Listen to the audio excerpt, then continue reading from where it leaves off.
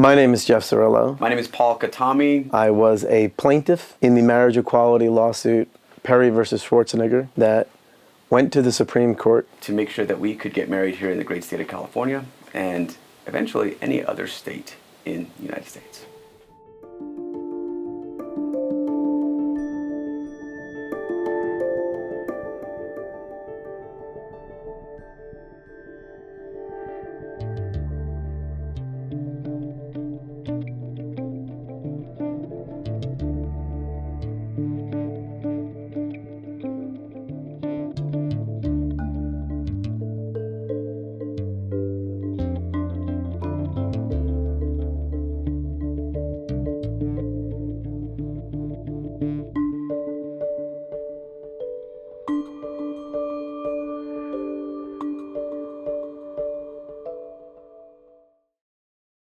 I do.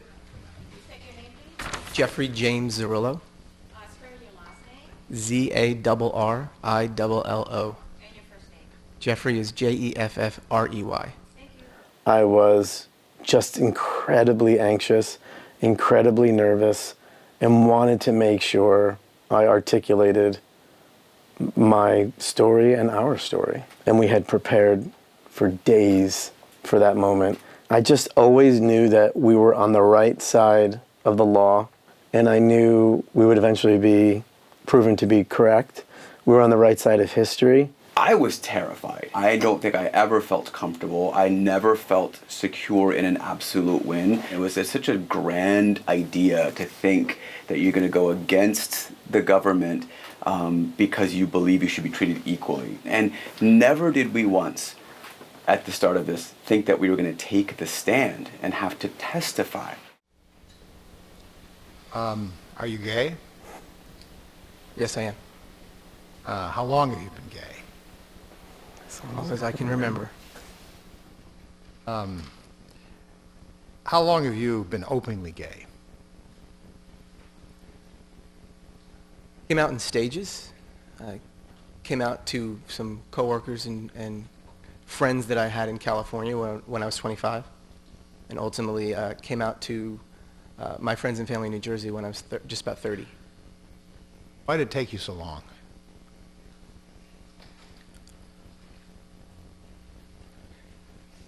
Coming out is a very personal and internal process.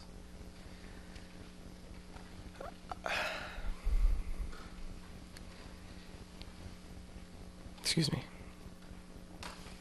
You have to get to the point where you're comfortable with yourself, with your own identity, and who you are.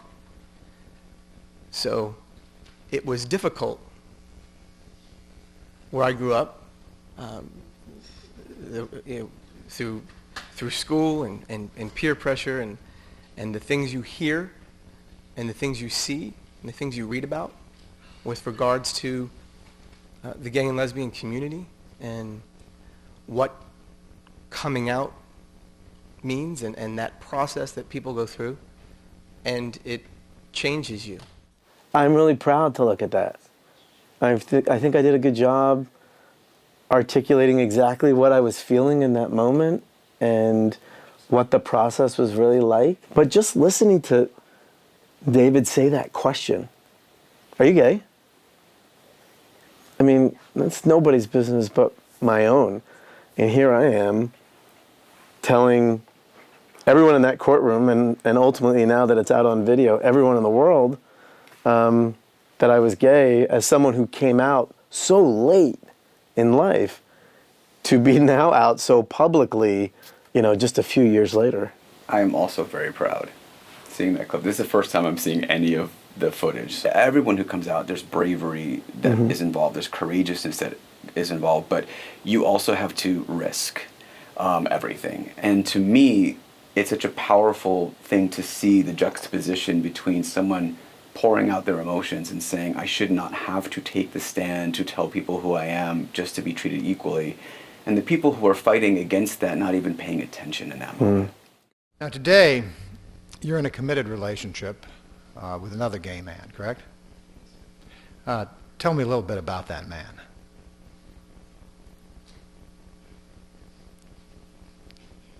the love of my life. I love him probably more than I love myself. I would do anything for him. I would put his needs ahead of my own. I would be with him in sickness and in health, in richer for poorer, death or apart, just like vows. We met online. We are an online success story of 2001, so before, a lot of the dating apps now, but we met online and had a connection and became friends that grew into something deeper. We always joked about being each other's husbands once we crossed that kind of threshold into like, okay, this is it, we're committed, I think this is long term, I think this is like you're the one. And we have this thing that we do in our relationship that anytime something dramatic, big threshold in life, change of chapters, whatever it might be, happens, we always say this is either going to keep us together or this is going to break us up. So marriage really came to the forefront once it was an option.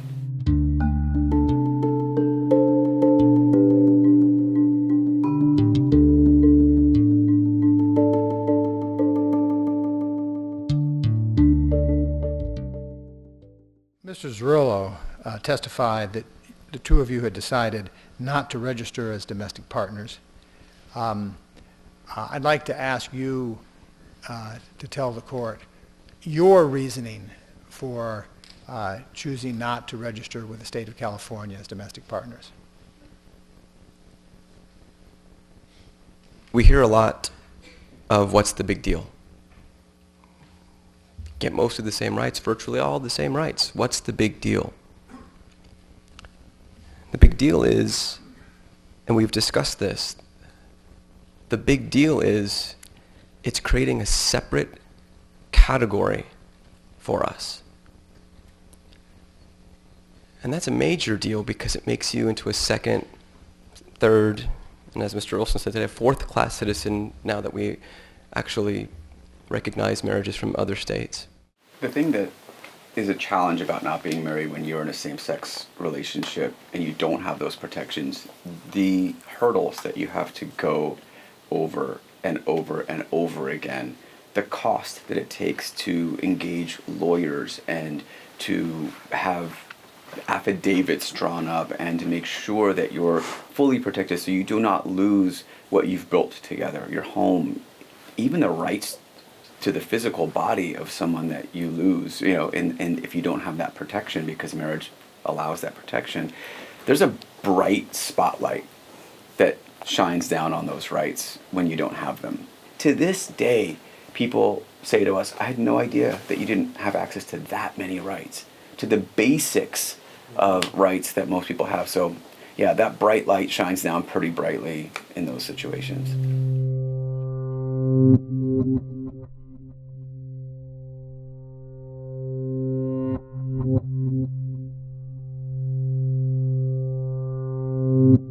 Mom, guess what I learned in school today? What, sweetie? I learned how a prince married a prince, and I can marry a princess. Think it can happen? It's already happened. When Massachusetts legalized gay marriage, schools began teaching second graders that boys can marry boys.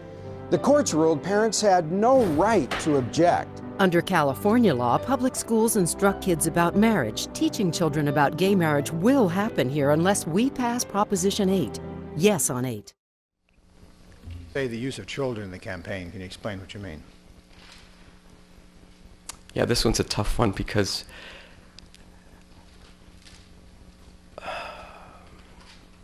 protect the children is a big part of the campaign. And when I think of protecting your children, you protect them from people who perpetrate crimes against them, people who might get them hooked on a drug, a pedophile, or some person that you need protecting from. You don't protect yourself from an amicable person or a good person. You protect yourself from things that can harm you physically, emotionally. And so insulting, even the insinuation that I would be part of that category.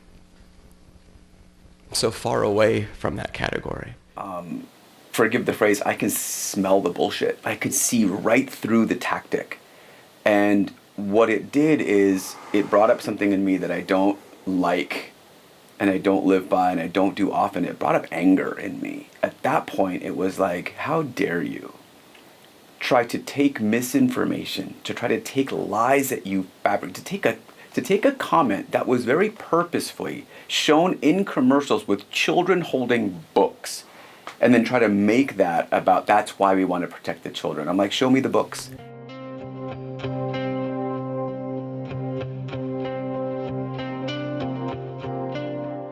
Politicians are making it harder to be awesome. They're teaching our kids that America is evil. And now, they're trying to destroy our daughters' sports by allowing boys to compete against them. So what are we as parents to do to help stop this madness? We think that politicians should pay a price when they hurt families. And we want to protect the good pro-family guys from all of the anti-family organizations out there. The tactics used today are very similar to the tactics that were used during the Prop 8 campaign and all the marriage amendments from '04 forward, because we're an easy target.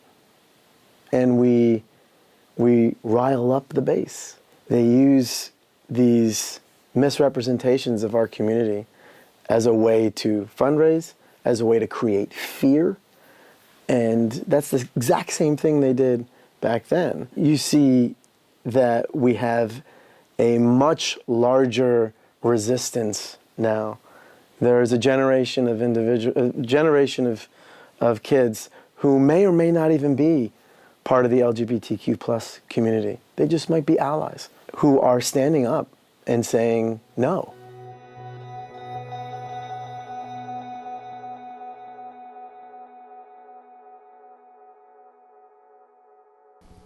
You believe that if you were married, that would change the relationship that you have at all? Absolutely. I think one's capacity to love can absolutely grow. I think one's capacity to be committed to another individual can absolutely expand. And I'm confident that that would happen with us.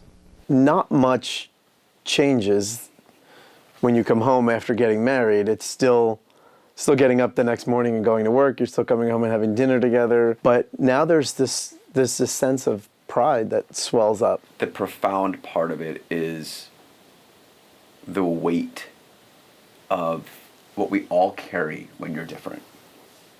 That intense judgment of self tends to go away a little bit, and you can be a better version of yourself if you're being able to let go of that. When you stand up for what you believe in, when you take action and do something, regardless of what the victory is. The victory could be as simple as being able to hang a pride flag in your community. It could be winning a federal lawsuit at the Supreme Court of the United States. It could be any of those things. The commonality there is